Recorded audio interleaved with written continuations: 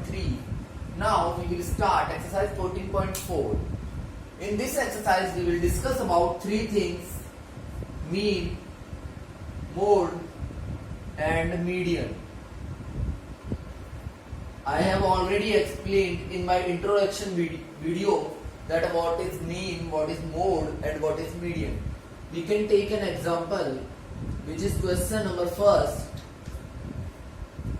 The following numbers of goals were scored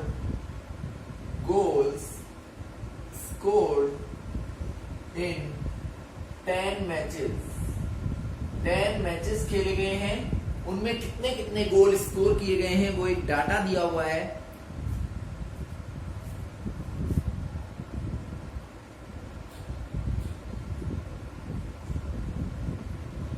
ये आपको already जो डाटा है वो गिवन है. हमें इस डाटा में मीन, मॉड और मीडियन फाइंड करना है. तो फर्स्ट हम बात करते हैं मीन की. तो मीन का फॉर्मूला होता है sum of data upon number of data. Means आपको जितने भी डाटा दिए हुए हैं सबका सम कीजिए. तो हम इन सबका सम करते हैं. 2 + 3 + 4 + 5 + 0 + 1 + 3 + 3 + 4 + 3. तो देखिए क्या आएगा. 2 और 3 5 and 4 9 and 5 14 15 18 21 25 और 28.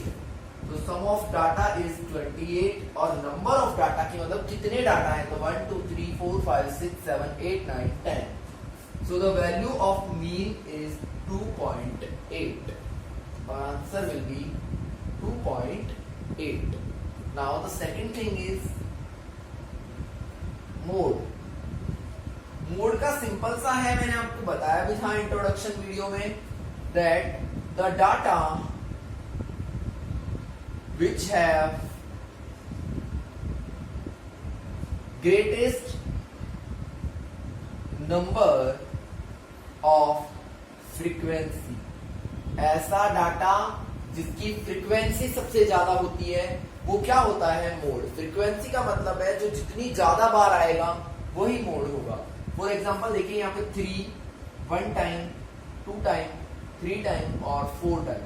तो मोड की जो वैल्यू होगी वो होगी 3. तो हम लिखेंगे 3 is most frequent data.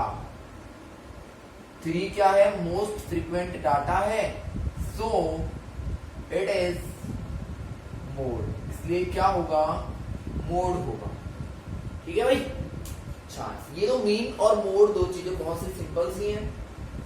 Median के लिए हमें क्या करना पड़ता है. मीडियन के लिए हमें डाटा को अरेंज करना पड़ेगा in ascending order. In ascending order. So for now median, for median we have to arrange the data in ascending order. So 0 1 2 3 3 3 3 4 5. तो ये हमारा क्या 4 डबल टाइम है. तो इनको हमने अरेंज कर दिया है असेंडिंग ऑर्डर में. अब हम देखिए, मैंने आपको दो बातें बताई थी. एक तो इवन हो तब, एक ऑड हो तब.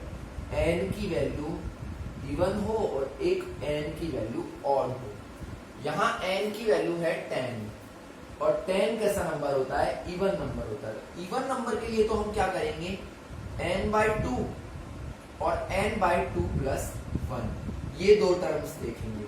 तो n/2 तो मतलब 10/2 और 10/2 + 1. तो देखिए 10/2 में तो क्या आएगा 5, तो मतलब 5th टर्म, और इसमें आएगा 6th टर्म.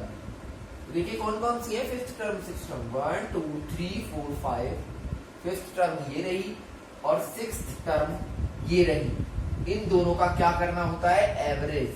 तो एवरेज कैसे निकालते हैं, दोनों को प्लस कीजिए, 2 से डिवाइड कर दीजिए. तो हमारा मीडियन आ जाएगा 3. क्या आ जाएगा, 3 आ जाएगा. तो यही हमारा फर्स्ट क्वेश्चन है जिसमें हमने मीन, मॉड, मीडियन तीनों को फाइंड किया है. सेम इसी तरीके के क्वेश्चन 14.4 में हमको करने हैं. Total 6 questions are there. Now the next is in a mathematics test there are 15 students. एक मैथमेटिक्स का टेस्ट लिया गया है जिसमें 15 स्टूडेंट्स के मार्क दिए हैं कि स्टूडेंट्स ने कितने मार्क गेट किए हैं, कितना मार्क स्कोर किया है। तो देखिए क्वेश्चन नंबर 2 इज, तो मैं पहले डाटा रिप्रेजेंट कर देता हूं।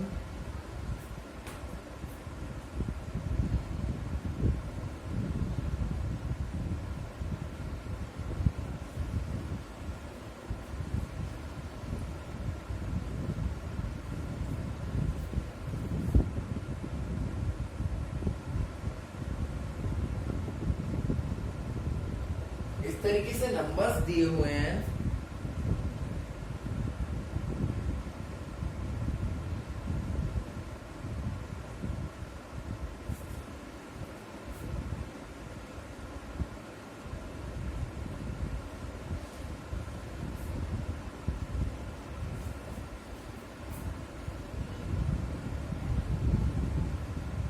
ये 4 0 और 9 6 है।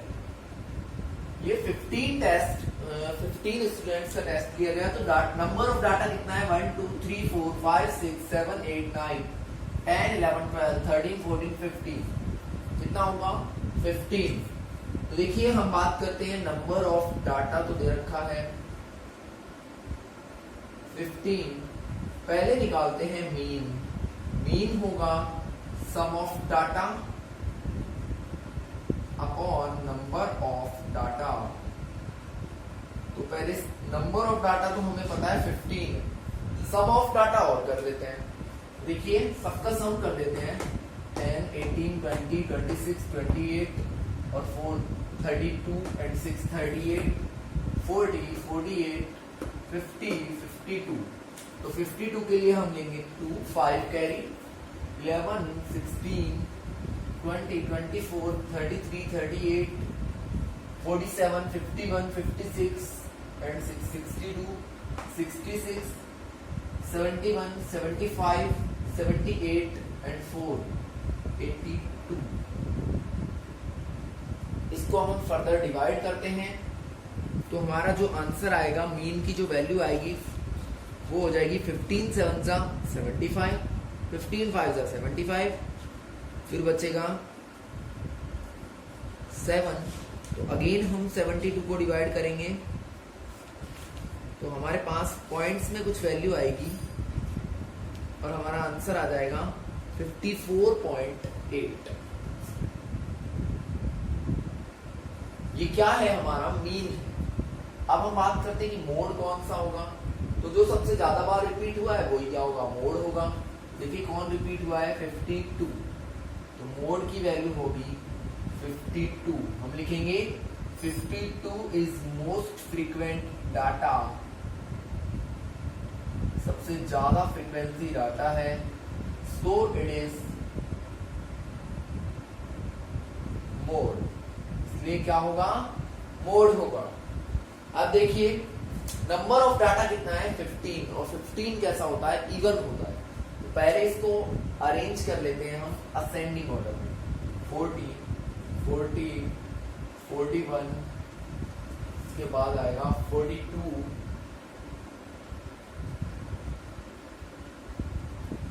46, 46 के बाद आएगा 52, 52, 52 3 times.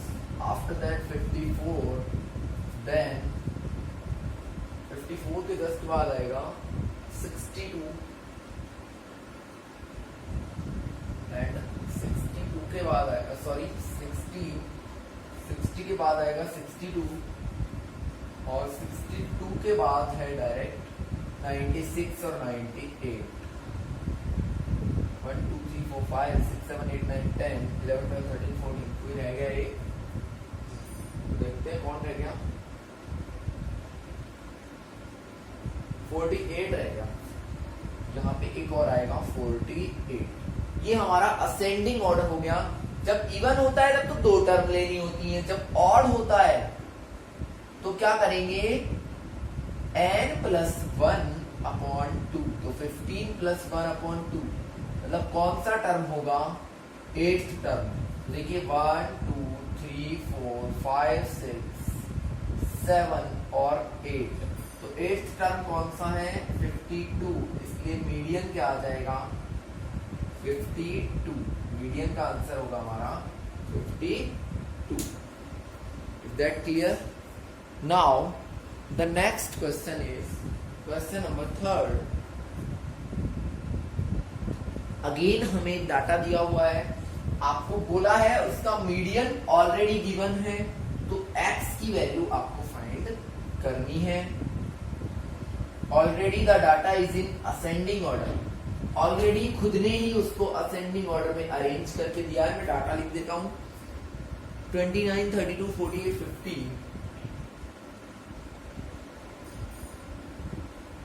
फिर है x प्लस 2. आफ्टर दैट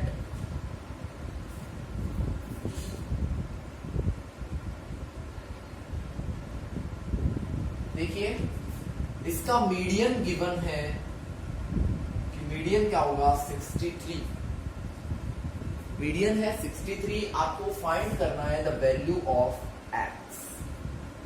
तो देखिए मीडियन कैसे निकालते हैं, हम पहले काउंट करते हैं नंबर ऑफ डाटा, यानी कि n की जो वैल्यू है वो कितनी है यहाँ पे 1 2 3 4 5 6 7 8 9 10, कितना है 10.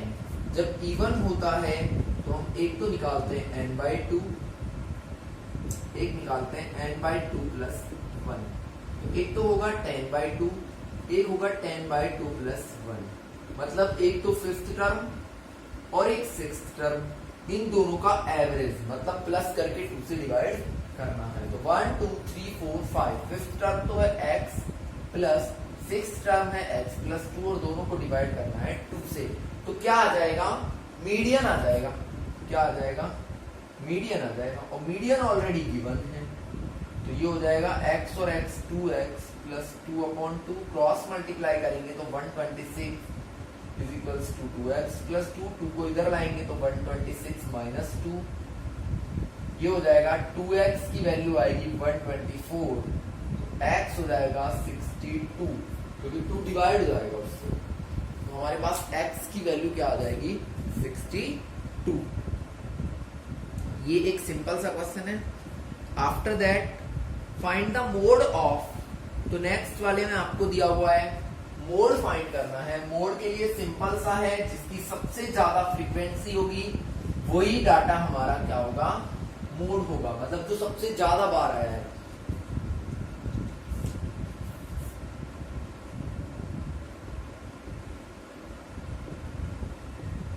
तो आप सिर्फ देख के बता सकते हो कि मोड क्या होगा.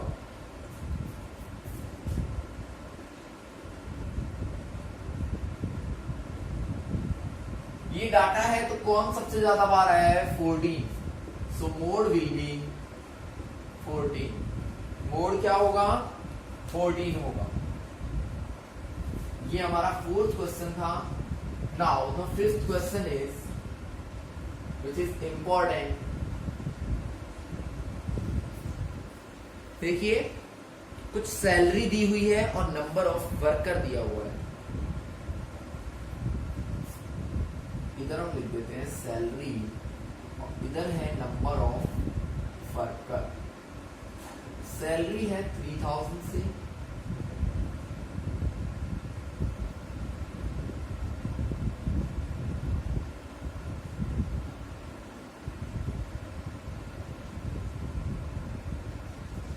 इस तरीके से तो सैलरी दी हुई है.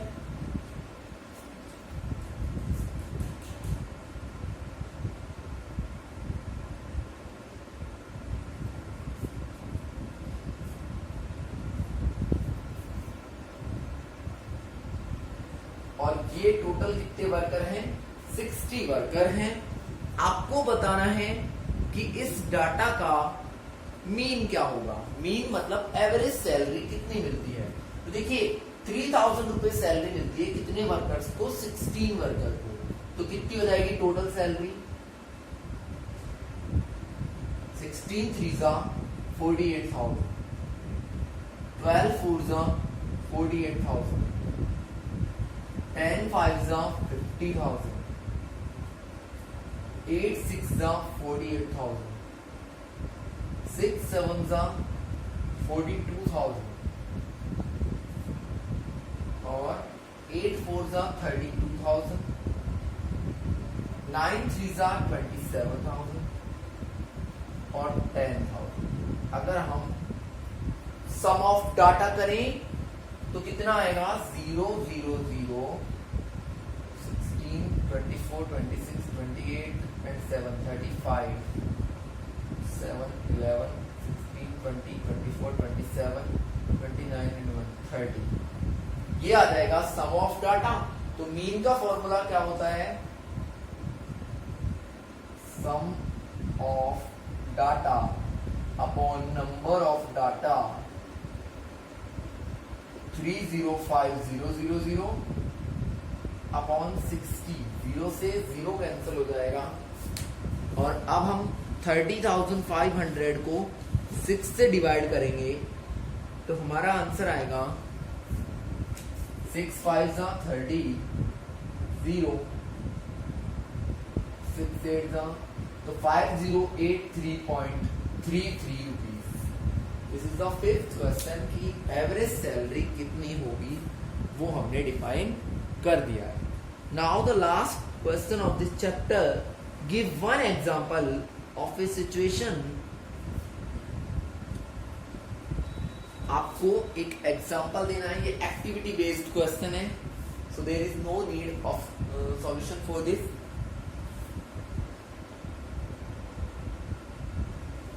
So now your chapter number 14 has completed.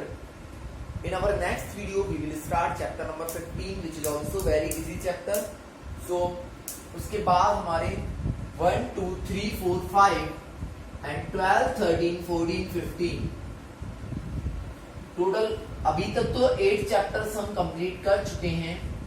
1 2 3 4 5 and 12 13 और 14। In our next video we will complete 15 chapter. After that we will start a chapter depends on theorems. तो यहाँ पे 14 चैप्टर हमारा कंप्लीट होता है। So thanks and have a nice day.